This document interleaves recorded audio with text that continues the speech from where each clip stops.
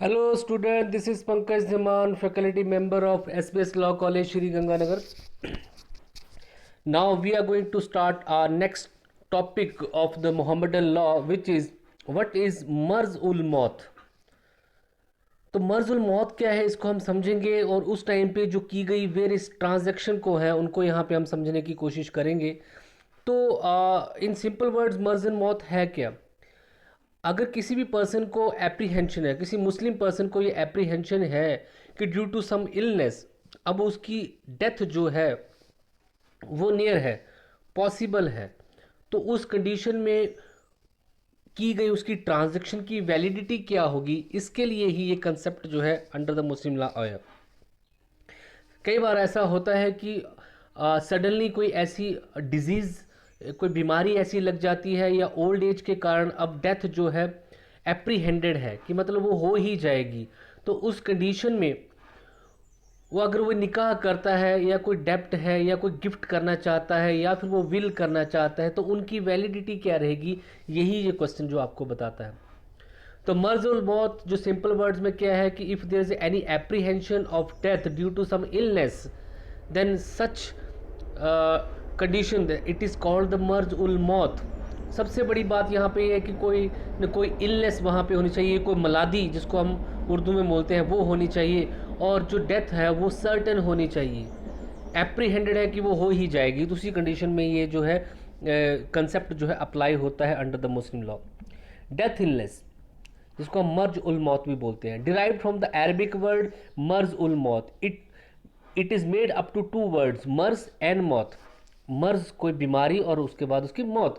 When a person suffering from marz, malady और illness, मर्ज को मलादी या इलनेस भी बोलते हैं, is under the apprehension of मौत, और वहाँ पे पूरी संभावना है कि उसकी मौत हो जाएगी। He is said to be suffering from the marz ul maut, ये कहा जाएगा कि वो मर्ज और मौत से सफ़र है। अगर डेफिनेशन की बात करें तो बेली ने भी ये बोला है, it is an illness which rightly probable, एक ऐसी बीमारी है जो कि प्रोबेबिलिटी है कि वहाँ पे डेथ हो जाएगी, फटली हो जाएगी।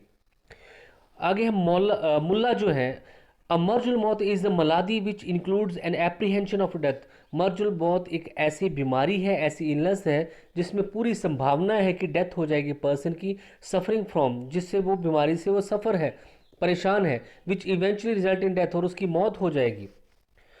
In the case of Fatima Bibi Wasi Ahmad Bakhsh के केसेस में it has been held by essential condition of marzul maut is death illness. बहुत ही जरूरी, मर्जुल मौत तभी माना जाएगा जब उसको कोई ऐसी इलनेस है जिसमें डेथ प्रोबेबल है, हाईली एप्रीहेंडेड है, और the patient is suffering from the such disease which induces a person suffering. इसी तरीके की उसको क्या ऐसी बीमारी है और वहाँ पे डेथ की पूरी संभावना है, उसी कंडीशन में इसको मर्जुल मौत माना जाएगा।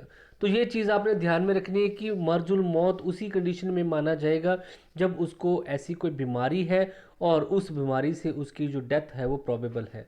कई बार बीमारियां ऐसी होती हैं लेकिन उनसे डेथ नहीं होती। मान लीजिए शुगर है, तो शुगर से हो सकता है वो 20-25 साल जो है जी जाए, तो उसको मर्जुल मौत नहीं मानेंगे, और मर्जुल मौत के अंडर की जो के टाइम पे की जो उसने ट्रांजैक्शन, वो जो काम करने के लिए बोल गया है वो वैलिड नहीं माने जाएंगे।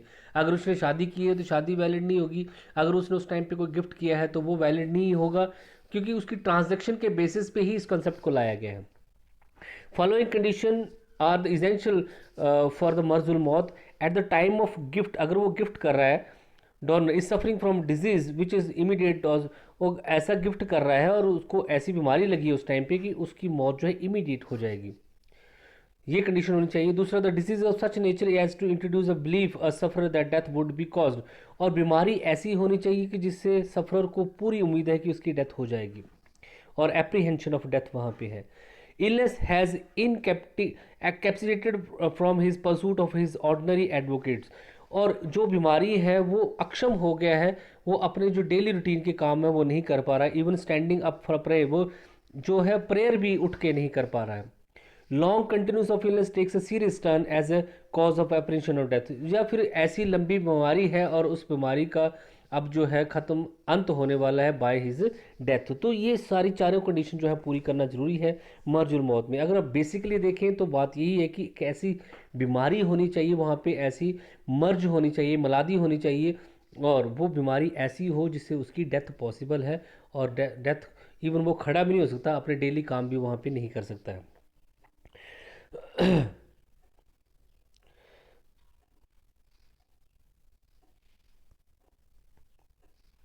अच्छा, अब यहाँ पे आपके पास एक चीज़ और है। In case of Shamsul Hussain Syed Hussain A R, इस केसेस में जो बच्चे का जो बर्थ का टाइम होता है उसको मर्जुल मौत बोला गया है। लेकिन जो लेटेस्ट केसेस हुए बाद में यहाँ पे, but if a person is accustomed of a malady then it will not be considered as marz ul मौत।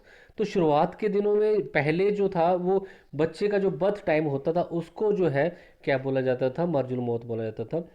अब यहाँ पे लीगल इफेक्ट्स क्या होंगे मर्ज उल मौत के? जो मर्ज उल मौत के टाइम पे जब वो ऐसी बीमारी से सफ़र है और उसकी डेथ एप्रीहेंडेड है, उस टाइम पे अगर वो कुछ ट्रांजेक्शन्स कर जाता है लाइक मैरिज या फिर डॉवर से या एक्नॉलेजमेंट ऑफ डेप्ट से, गिफ्ट से, या फिर वक्फ बना जाता है, तो उस कंडीशन में उसकी वैलिडिटी क्या रहेगी उन ट्रांजेक्शन्स की, ये यहाँ पे आपको बताना है। फर्स्ट है marriage contracted on death bed. अगर डेथ के टाइम पे उसकी मर्जुल मौत है उसको, और उसकी डेथ होने वाली है, उस टाइम पे अगर वो मैरिज जो करता है वो वैलिड नहीं मानी जाएगी। If a person recovers from the malady malady the consumption can cure the invalidity. तो और यहाँ पे ये बात ये लिखी गई, अगर उसकी हाँ sorry, a marriage contracted on the death bed is allowed, ऐसी शादी जो है इनवैलिड मानी जाती है। लेकिन मान लीजिए कि अगर वो ठीक हो जाता है और मैरिज वहाँ पे कंज्यूम कर ली जाती है, तो फिर वो मैरिज वैलिड मानी जाएगी। तो मर्ज उल मौत के टाइम पे की हुई मैरिज जो इनवैलिड रहती है। अगर लेकिन वो शादी कंज्यूम कर ली जाती है, वो ठीक हो जाता है या शादी को वो कंज्यूम कर लेता है, मन फिजिकल रिलेशन बन जाते हैं, तो मैरिज वो वैलिड मानी जाती है। सेकंड है यहाँ पे डॉवर की क्या कंडीशन है। डॉवर कॉन्ट्रैक्टेड ड्यूरिंग डेथ इलनेस, अब शादी हुई और शादी के टाइम पे जो डॉवर फिक्स हुआ उसकी क्या जो है लीगल सेंक्शनिटी रहेगी, गवर्न बाय द मेहर उल मिसल। तो ऐसी कंडीशन में कस्टमरी डॉवर जो है दिया जाए। कस्टमरी डॉवर क्या होता है कि जो हस्बैंड की फाइनेंशियल कंडीशन के बेसिस पे वुमेन की डेस्टिनी और एज और ब्यूटी के बेसिस पे दिया जाता है। डेथ बेड पे क्या एक्नॉलेज कर सकता है डेप्ट को? तो डेथ बेड पे अगर वो है, तो अगर कोई उसने लोन लिया है तो उसकी एक्नॉलेजमेंट वो करता है किसी हायर के लिए तो वैलिड नहीं होगी। लेकिन अगर वो नॉन हायर के लिए करता है तो अप टू 1/3 हो सकता है वहाँ। आगे है आपके पास gift during the death illness.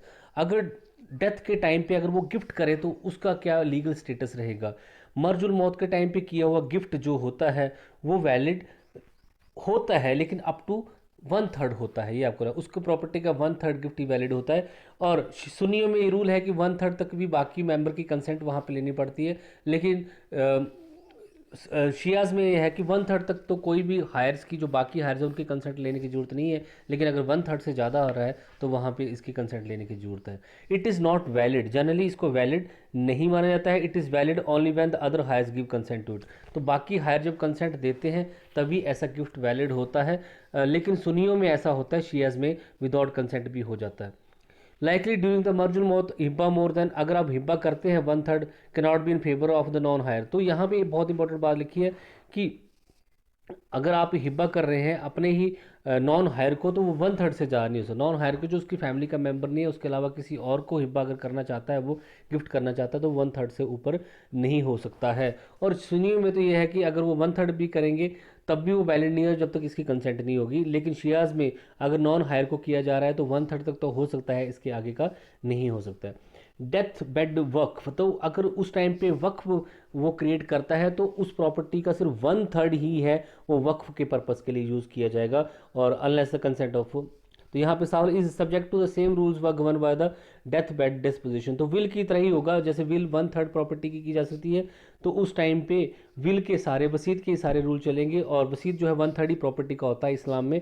तो जो वक्फ बनता है उसका भी 1/3 ही प्रॉपर्टी का जो है वो वक्फ के लिए जाएगा, बाकी जो है बाकी मेंबर बाकी हायर को ही मिलेगा यहाँ पे। तो ये जो है इनका लीगल स्टेटस रहेगा। मैरिज का लीगल स्टेटस आपने देख लिया, इनवैलिड रहती है।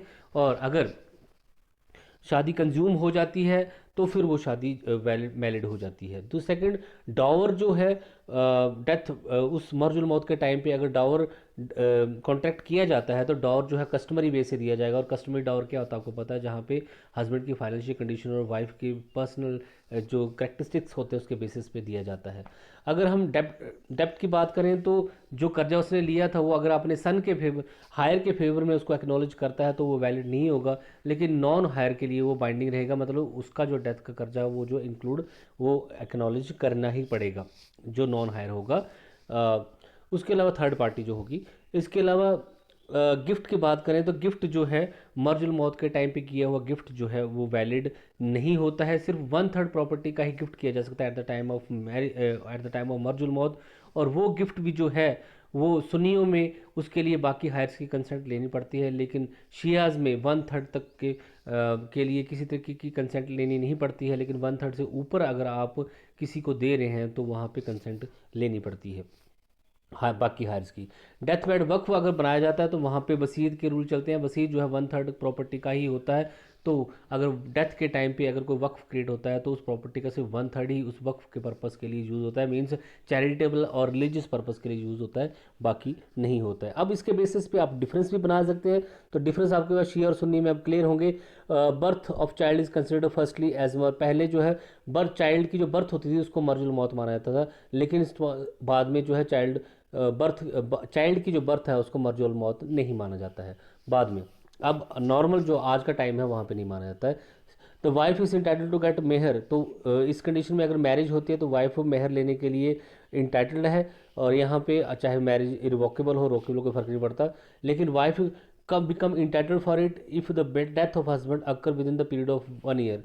तो मर्जुल मौत के बाद अगर 1 साल के अंदर डेथ हो जाती है तब भी वाइफ जो है मेहर लेने के लिए वहाँ पे इंटाइटल्ड हो जाती है, चाहे तलाक इज रिवोकेबल हो या इरवोकेबल हो, कोई फ़र्क नहीं पड़ता। हिब्बा जो है हायर के फेवर में कम्प्लीटली इनवैलिड होता है शिया सुन्नियों में। अगर दान जो है मर्जुल मौत के टाइम पे अपने ही किसी हायर को जिसको प्रॉपर्टी का हिस्सा मिले उसको किया जाए तो वो इनवैलिड होता है, लेकिन शियाज में जो है अपने हायर को जो है वन थर्ड तक किया जा सकता है। अगर इसके ऊपर करना है तब जो है बाकी हायर की कंसेंट जो है ली जाती है। तो डेथ बेड जो एक्नॉलेजमेंट होती है डेप्ट की इन फेवर ऑफ हायर वो जो है इन नॉन इफेक्टिव होती है, लेकिन डेथ बेड पे जो लोन की डेप्ट की जो एक्नॉलेजमेंट होती है वो थर्ड पार्टी के वो तो वो वैलिड मानी जाती है, वो सभी को देना ही पड़ता है लोन। ये जहाँ पे सारी कंडीशन है। Thank you so much, have a nice day.